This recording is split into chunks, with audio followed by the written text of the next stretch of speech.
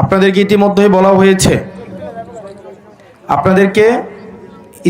বলা হয়েছে যে সংবিধানে যদি গণভোটে হা দেওয়া হয় তাহলে সংবিধানে বিসমিল্লাহ থাকবে না।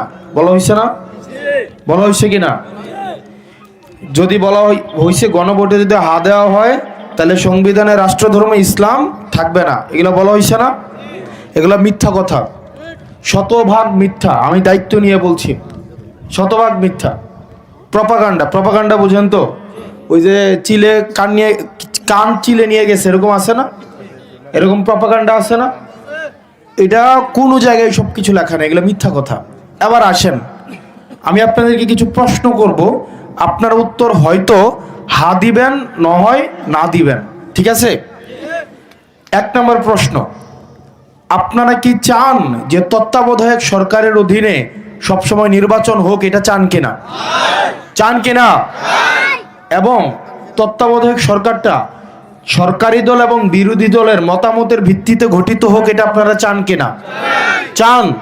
ওকে।